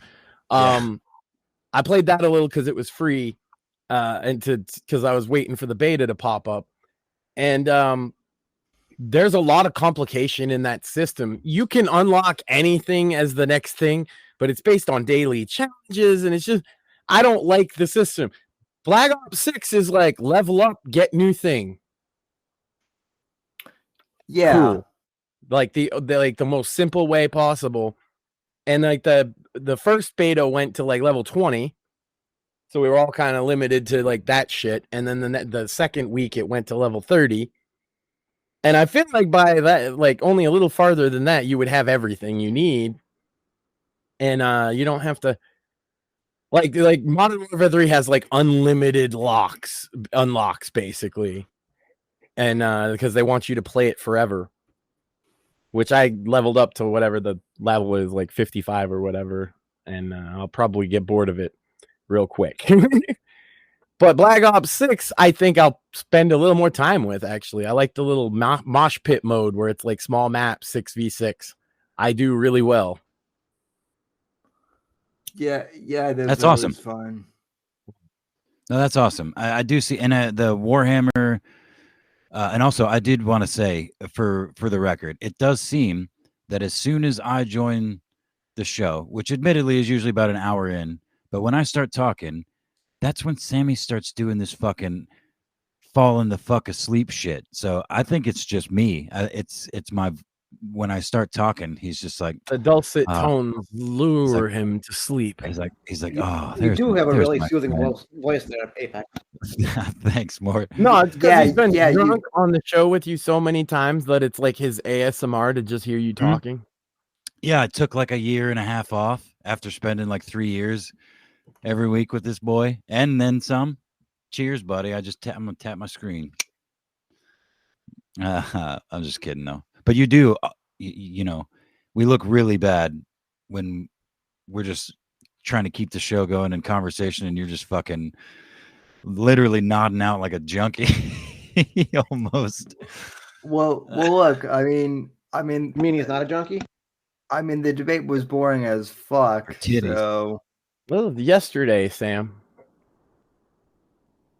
Yeah, that was yesterday. We're talking. Yeah. Today we're talking. You know. Yeah. You can liven it up however you like.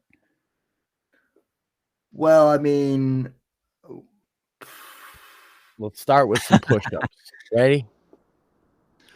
Ass, titties, ass, titties, ass. I mean, yeah. I maybe that's what we should do. When I start joining the show, we should make that the Apex segment, where or Apex Thirsty segment, something like that, where we just go over, we pull up some Instagram models and we live throw DMs their way on Sammy's behalf. You know, that's right. Or something like that. Well, it's the search for Sam's wife. Yeah, because I don't deal with enough shit like that on my own. Right. Exactly. And no, yeah, literally, yeah. You don't deal with enough pussy being thrown at you. So we're gonna try and solve that by poking at thoughts on the internet in your name, live on air. Even more. So You gotta start with Melanie Mack. Oh, of course, yeah. She'll be mommy, and we'll make you like a mittens on Twitter type of character. what? Listen, Morpheus can fix her. I'm pretty sure that's. No, I can't. That's what. She's that's broken. what he. Okay. He left you out to dry, Sam. Well, there are some chicks that are so broken, even Morton, Sam can't fix them. Yeah. Well, I was gonna say, oh, okay, well then I can fix her, but then I'm like, yeah, no, I can't even say that with a straight face. So I'm the older, more experienced model there, Sam, and if I can't fix her, you sure as hell ain't. Well, is the point to fix her? I Yes. mean, oh, okay. To fix her and try to make her a respectable wifey. Yeah. Good luck. You gonna do that for Which is Brittany why too? I said that's not possible. No. No. Make me fix Brittany. Well, people have tried to recruit me to do that. Brittany but hasn't been fixable since like what, 2002? Probably before that, even I would say. No, she was completely competent and should be in control of all her own choices. Don't you know? I heard that. The internet told me that, Sam. Are you telling me the internet was wrong? The internet is always wrong. I mean, the internet also told me that Barack Obama would fix like if Obama became president, that like racism would just like vanish overnight. The internet told me I'd And be then able to it walk by the year 2020. And then racism all went away and we all like sang Kumbaya, right? I mean, sure, if your definition of kumbaya is different from most people's, from what reality is, You light Minneapolis on fire and you get out the guitar and you sing Kumbaya. $2 billion in fucking damages. Yeah, you rob a couple of stores, do stuff like that. Right. But Coming together. It was beautiful. yeah, I do remember when remember after I do remember after the Eagles won the Super Bowl and everyone was riding in Philly and someone tweeted out like, the city of brotherly love, ladies and gentlemen. Yeah, but they won a championship, so they got to destroy it. Because being from Massachusetts, I can certainly say that all the championship parades that we have, we tore down Boston every single time, Sam. Yeah, there was only like 20 championship parades there in the last fucking 25 years, and so the place is obviously burnt to the ground now, right? Yeah. Right, yeah, because cities always got to riot when their team wins. Especially when it's been that first Red Sox one was like almost 100 years. They obviously had to riot and burn Boston to the ground. Yeah. Eat horse shit and stuff too, if I remember correctly. Yeah, of course. Like Boston, we have those championship parades, the Patriots, the Bruins, the fucking stuff, all those championship parades, and every time, Sam, they burn Boston to the ground like all these other cities you see. Oh wait, no, that's just Philadelphia and Chicago. Yeah. Sorry, I forgot. Sometimes LA. Denver. Yeah. I'm pretty sure Denver had a good riot when like the Nuggets won or something. Yeah, and thank God I was already here by that, because man, like Florida don't need the sports team riot. They're just on meth. Yeah. Well, yeah, now. Oh, that's another thing. Everyone thought that legalizing pot would be such a good idea in Denver, and I was told that I was just simply a square for saying that it wouldn't pan out. But No, I was right. Well, you No. are a square, Sam, but for a different reason.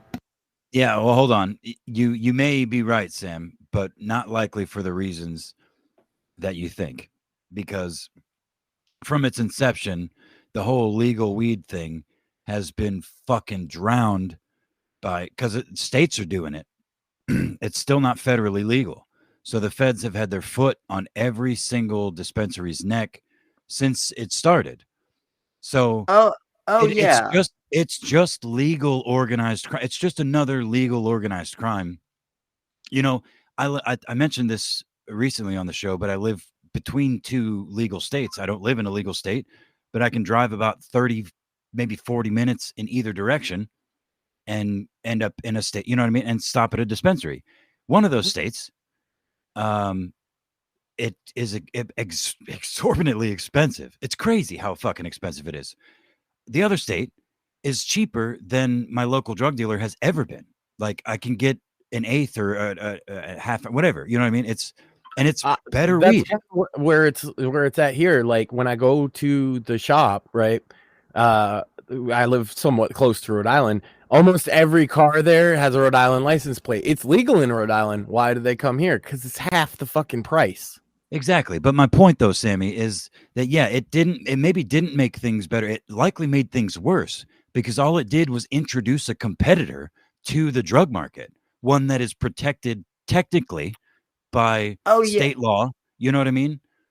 It's a corporate state partnership, right? And in a lot of these cases, like even the place I go to is a corporation that was kind of invented by this being legal, but they have to have, like, the guy that owns it. I've talked to him. He doesn't like that he has to have the state's hand in his pocket and vice versa, but that's how it is if he wants to run a business.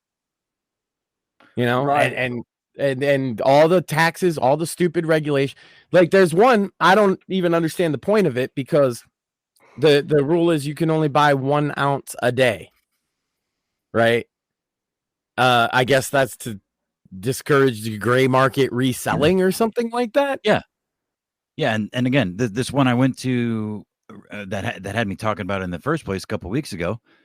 They have the same restrictions, legal restrictions. You can only buy like 2 ounces per customer per day, but they started the whole transaction by saying, "Hey, we'll do as many transactions as we need to. It's fine." Yeah.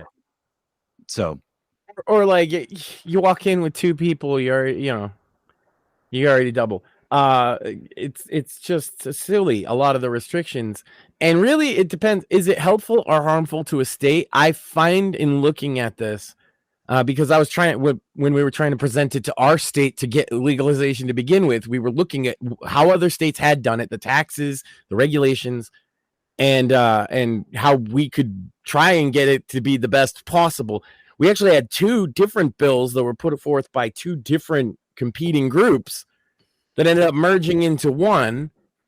And the one big benefit we ended up pulling off is we have the lowest tax percentage on it in the country, which is why it's cheap here.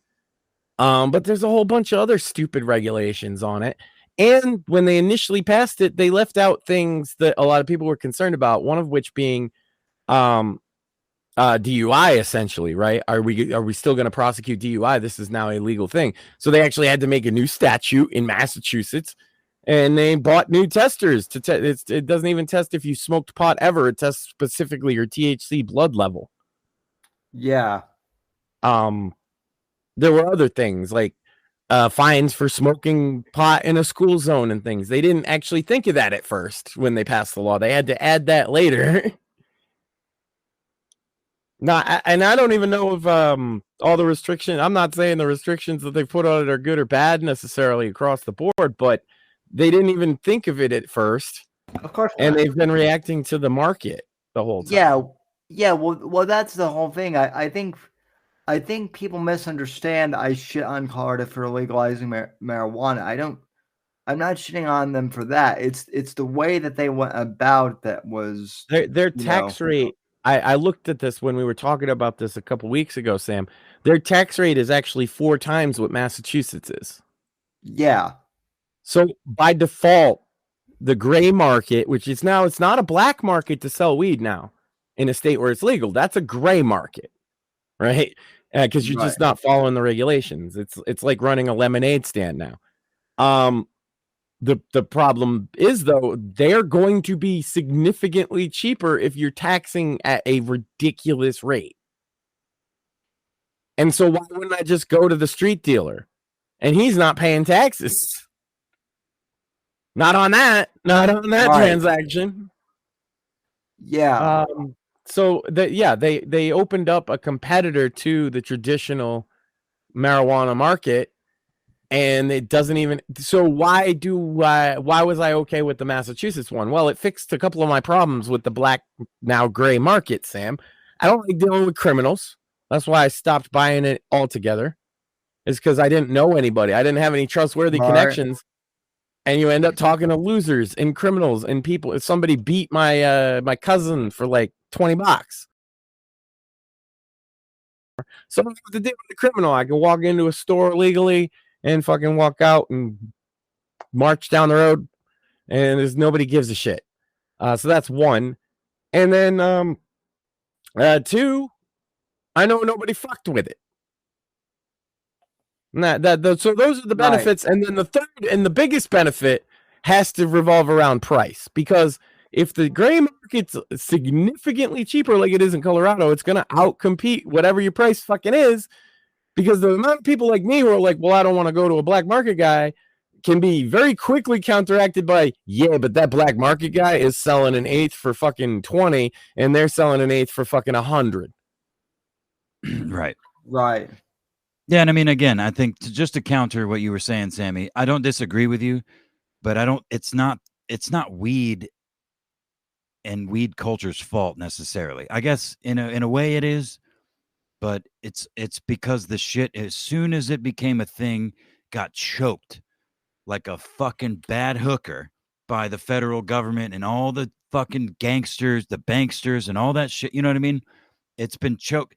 So again, it literally just became another like the uber competitor on the drug market for a lot of these communities. You know what I mean? So that creates violence. I you know, I agree with you. Really, the only thing I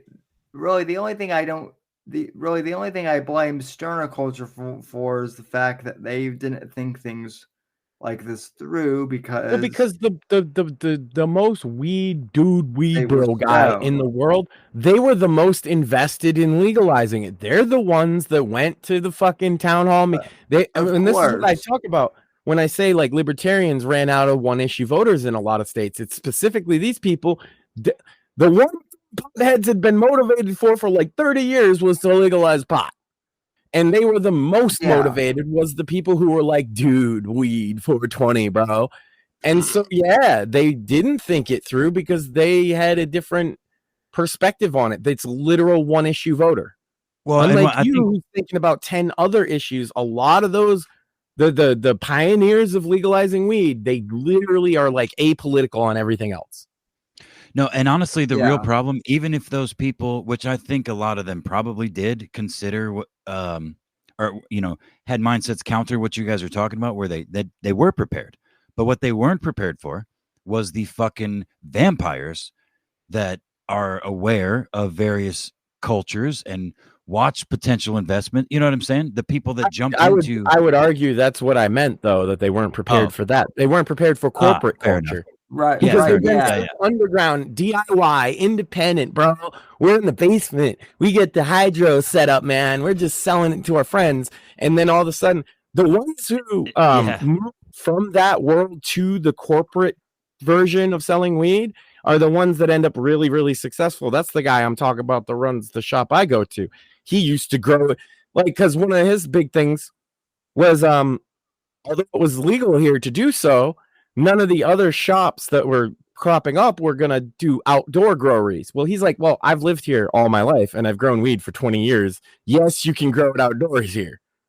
And because he did that, he's the only one. He fucking crushed all his competition just on pricing.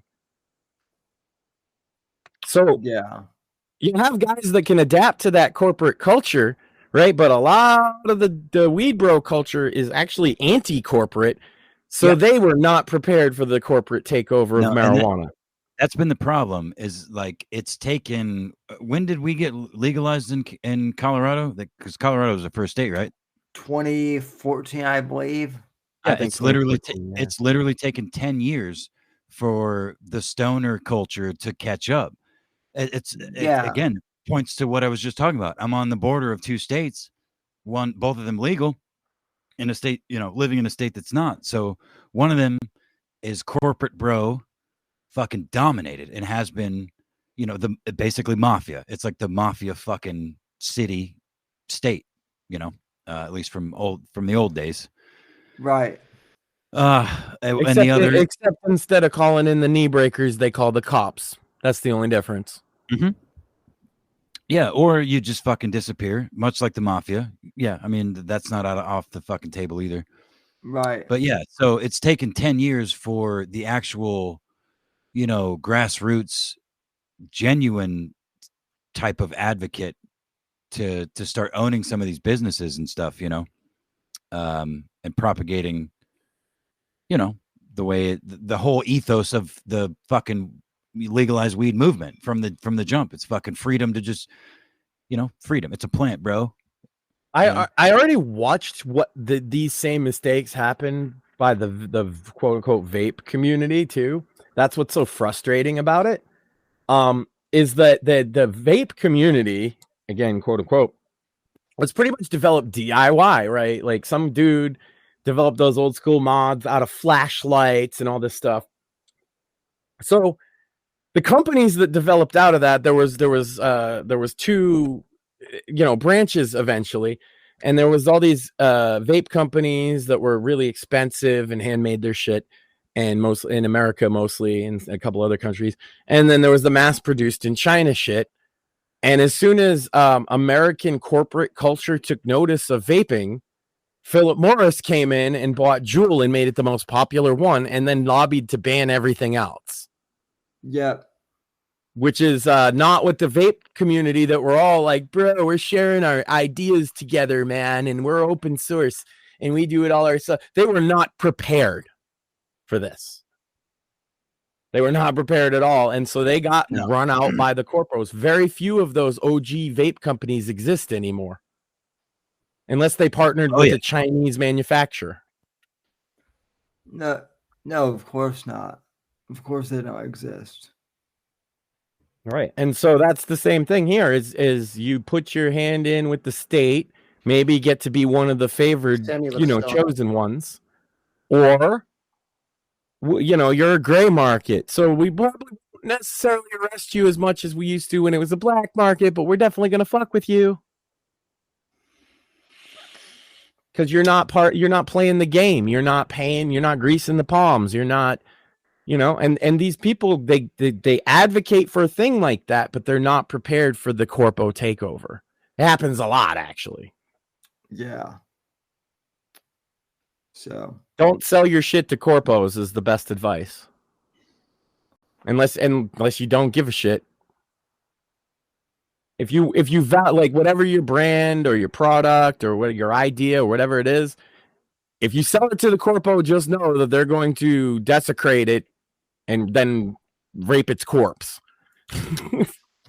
Well, the only thing you should buy from a corpo is you should buy the Dogs of War. Well, that's from an independent author, Sam. It's facilitated by a corpo, but you didn't sell out yet. Don't sell yourself short, Sam. No, I'm not selling out. I'm not selling out, but like, not yet. There are people who don't want to buy the book because it's sold on Amazon. But to those people, I would say, they're just the distributor. I'm the author, so buy the Dogs of War, And why is my camera out of focus again? Did they censor you at all, Sam? No. There you go. That's all you need to know, isn't it? Yeah. And they pay me 70%, royalty when no one else does. So, Well, getting print on demand, you could go through another distributor, but it would cost a lot more. So, audience, are you willing to pay like 4 to 5 times the price? I doubt it. Just food for thought. Yeah, would you rather me charge $11 or $40? 40 something, yeah. So oh wait, what's the sandwich makers doing this week? They're gonna make sandwiches, I think. She actually said they're not sure yet, but I think who's gonna eat the sandwiches? Well, me, obviously. I like sandwiches. Hell yeah. You need sandwiches for the retard meeting. So. Well, but nobody comes. I still got this lemon bundt cake, Sam. Nobody wants to eat that shit. Well, it's time to get a new one. Not until somebody eats it. You could eat it, Max. I'm on a diet. You could eat it. What will happen when all my guests show up, Sam? Then you have to get Just a new shrink one. wrap that bitch and throw it in the mail. I'll eat it. It's for people to come to the retard meeting. Just because nobody showed up yet doesn't mean anything. You should stop hanging on me. Today we have internet sandwich number 3 for you and me. Oh, that's why we just wimed it. Wow, have you been spying on our meetings? Desperately want somebody to come to this retard meeting. Of course, it's just me in my basement doing that and responding to my Here's the thing: is when I'm up at the podium and then somebody in the audience interrupts to talk, I gotta run into the audience, interrupt myself, and run back to the podium to respond and run back. It's really exhausting. Somebody just show up. It's a Free Anonymous meeting. Jeez. You know what, Max? I keep telling you, I don't know how to break this. I've been doing this. Nobody shows up. I don't know if you're retarded, Max. I think you might be schizophrenic though. Or have multiple personalities. He's a retard schizo. Not multiple personalities. Yeah. Look, the meeting has to go on, okay? Listen, the Weetard Schizo's a very special wanking group of weetards. Leave Max alone, or I will punish all of you. You gotta catch me first. Yeah. That's the famous retard curse. You guys should be real careful. I got a supercharger on my fucking wheelchair, buddy. You better watch it.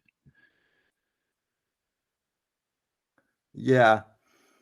Anyway, though, we're coming up on 2 hours, so I think this is a good time. 2 hours, Sam. Yeah, 2:03. Yeah. Well,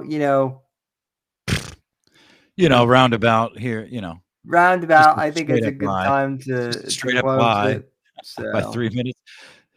Ladies and gentlemen, this was Everybody Tortures Sam the episode.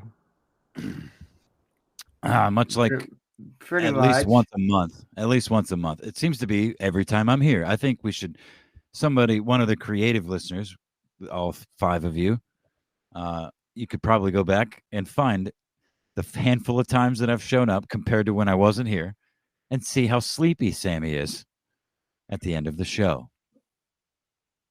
Slice it together. He might have a point, Sam. I've been here through all of them, and it does seem to be a bit of a maybe wrong though, audience. Yeah, I don't know, but it does seem to what he says tracks, Sam. It's just a theory. Yeah, it's just a theory. And look, the last show theory has been proven correct now that you can walk. So Well, she really never said I could walk well. So That's true. You He know. didn't. All right. That's Thank you true. guys for having me on. Let's kill this bitch so Sammy can fucking wake up and have a normal conversation with us off air, like he does every fucking time. True. Good night, everybody. Yeah. Thanks, Ellis. Good Thank you night. for having me as always. Sorry it was late. Th- Chat, thank you for coming. Go ahead, Sammy. Thanks for coming out, folks, and thanks for supporting the books too. And we'll be back coming next week. soon. So, yeah, that's it. So, anyway, take care, folks. The right to offend is not some pesky little part of freedom of speech that we have to put up with. It is the heart and soul and lungs of freedom of speech. It is the coursing lifeblood of human progress. It is the instigator of liberty and modernity and science and understanding. What a laughing stock today's student leaders are, that they can so casually dismiss the right to be offensive without realizing that their lovely, enlightened lives are the gift of individuals who gave offense. Offensiveness is not just something we have to begrudgingly accept. Offensiveness is the motor of human progress. Thank you for watching the Whitfield Report live on the Right to Offend Media Network. Make sure to check out Sam's books on Amazon, Audible, and Kindle. You can follow Sam on X at SamW_NGC and the Right to Offend Media Network at RTO Media. Like, comment, subscribe, and share with your friends. And until next time, God bless, God save this great nation. God, freedom, legacy, in that order.